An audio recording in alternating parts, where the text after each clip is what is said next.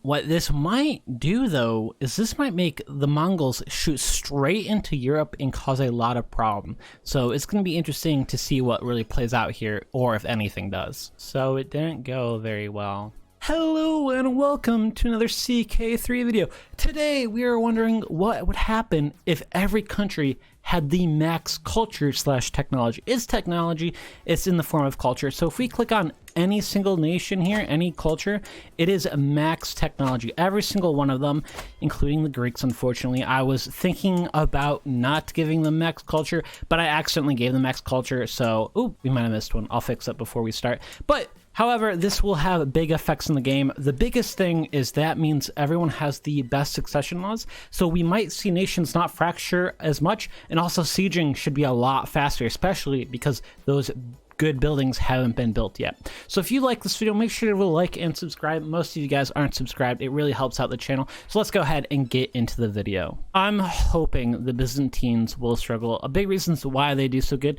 is they have advanced technology and laws and culture compared to everyone else. So this should hinder them the most while making every other nation a lot better. So pretty much it's buffing everyone besides the Byzantines as much. The one thing I want to see is nations not fall apart. We see the Byzantines rarely fall apart, and it would be awesome to see like Egypt, Abbasids, West Francia not fall apart, because that's usually, they get a lot of power in the beginning, but they just fall apart after a ruler dies.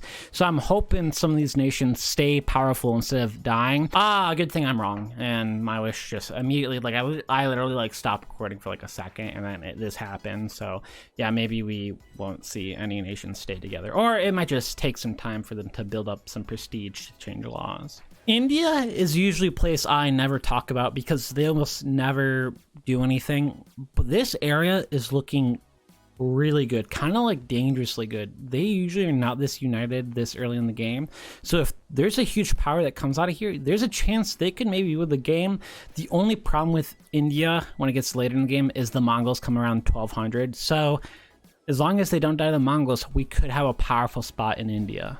The Abbasid looks so good. They actually connected, they joined together, the Abbasid in Egypt, and this is one of the best empires I've ever seen from them. They're gonna lose Jerusalem here, but this is just a fantastic, this is peak Abbasid. Usually you never see this, so it's cool to see that they actually united these lands. They're gonna lose Jerusalem, they'll probably gain it back, but it's cool to see that the buff and technology did actually help the Abbasid, and they actually might win this game because they're looking good and almost better than the Byzantines. This will immediately fall apart, I can already tell, but this Khazaria right here looks insane. We buff Khazaria, and even at this point when we buff Khazaria, it didn't look as good as this. I think they inherited something. They inherited a lot, actually, but they're looking really good. They're going to lose this because they have like a 5-year-old ruling right now and tons of rebellions, but it looked good for a second. Yeah, I knew that was going to happen. It's not the first time the Catholics messed up the Middle East. The pretty much crusade made the Abbasid really weak and allowed people just to destroy them, mostly the Byzantines. So the Abbasid Empire got destroyed. At least Egypt was able to get out alive. So, yep, the Catholics destroyed the Islamic nations. Yeah, no shock here. This is pretty much historical. You know, when I mentioned that this wasn't going to help the Byzantines at all, I take it back. I think it might help them a little too much, and they might rule the world. Or it's just the Byzantines are too broken, and they need to be removed from the game. Your turn, Paradox. Make your move. Remove them. I dare you. Do it. So the Byzantines are gone. And in a major way. They completely blew up, and we have some massive nations in their fall. We have Serbia? Yeah, we have Serbia here in Africa, which I guess their mainland's up here. We have this Anatolia nation, which is doing pretty good. We have some massive nations up out of these three massive nations are doing pretty good. I wish I could speak. It would help make videos, you know. Maybe I'll keep that in. Maybe I'll redo it. I don't know. This side of the world is actually doing way better than usual. West Francia is looking really good. They have weird lands because Brittany's here too, and Brittany looking best they've ever done. They're doing fantastic. They have like southern France, and now they have like half of Iberia, maybe like Aragon, if you know. And then Portugal is really starting to do good, and I think Portugal is going for Brittany's throat right now, which I don't know how well that's going to go. I did make a prediction about India in the start of the game, and they still look kind of normal, so hopefully they'll pick something up. I know in the north, there's definitely some nations that are starting to really form, but in India itself, there's really nothing going on too much. The Bengal Empire looks really good, so hopefully we'll see this empire, you know, do good. Stuff like this happens in every game where like someone gets a huge title, like England just took all of West Francia. I usually don't mention it because usually it always falls apart, but I have a feeling England is going to keep this land, and I'm not going to regret talking about this. Oh no, it's happening already. I have become worried. I looked at the Byzantines. They still have 20,000 troops with this little land. The Byzantines could come back. Maybe not, because this other nation north of them... Oh, no, they're not that... Oh, okay. You know what? We should chill. We're getting a little excited because the Byzantines collapsed. They could come back. I've seen it happen before. But hopefully these nations take them out, but I'm actually starting to not feel so good about that. So we're just gonna take the Pogs back and not be happy that the Byzantines blew up yet. I've mentioned Carpathia a little bit, or like looked at them, but this is the best this empire has ever done. They've never usually get formed. It's usually like this Bulgarian-Hungary empire here. And they are Bulgarian or Orthodox, and they're looking fantastic. I don't know how they really did this well. They didn't really come out of the Byzantines. They were forming up here, and they're really just taking all this Russian territory that's kind of crappy, but you know, they're making the best out of what they got.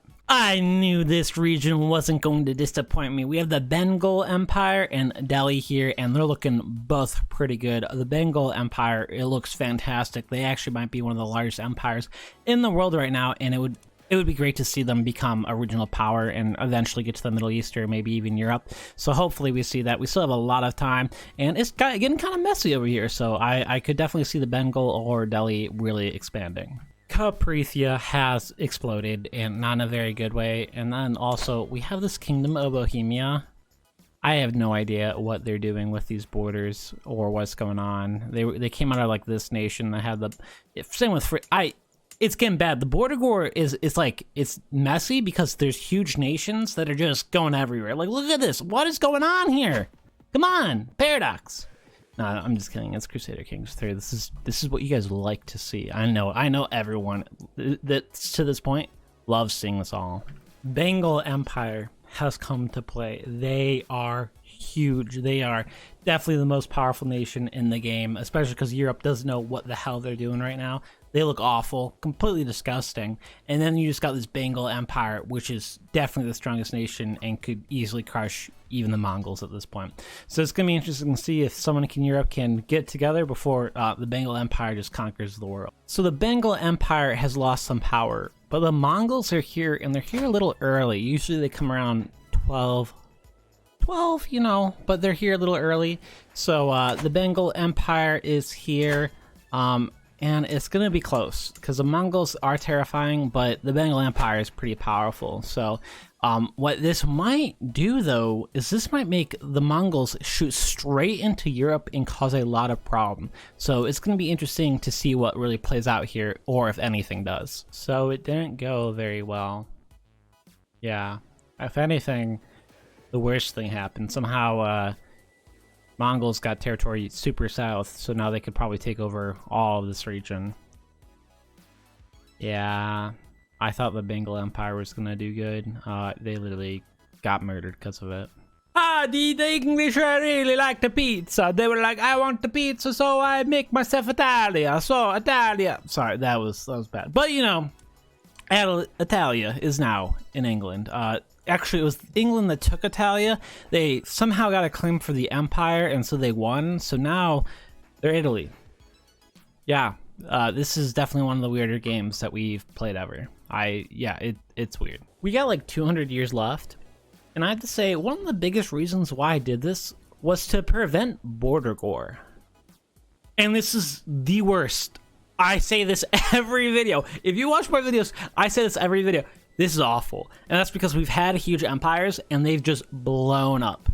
The Mongols, they blew up the Bengal Empire and then they didn't conquer anyone else. So Yeah, it's disgusting. I need someone to like get this land together for like the love of God. I'm like begging at this point. My only hope for this game is Khazaria. Everything else, we got like 150 years left, and Khazaria is the only thing I really see that doesn't hurt my eyes with just disgustingness. So yeah, hopefully Khazaria just conquers the world, because yeah, it's disgusting. This is. I need to go to therapy after this. I will not even lie to you. This is awful.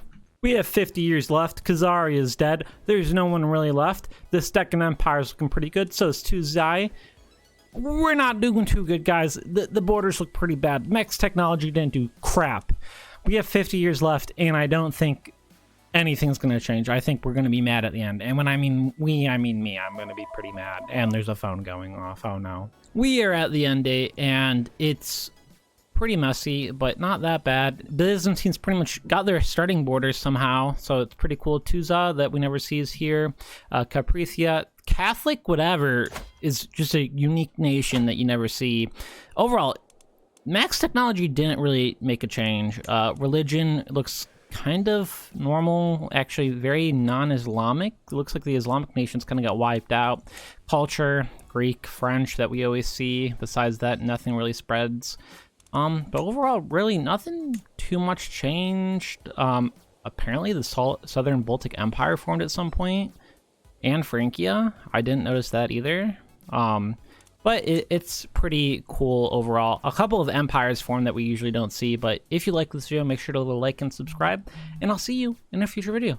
Thank you. See you later. Bye. Make sure to check out the live streams. We've been live streaming, so make sure to check those out. Thank you so much. See you later. Bye.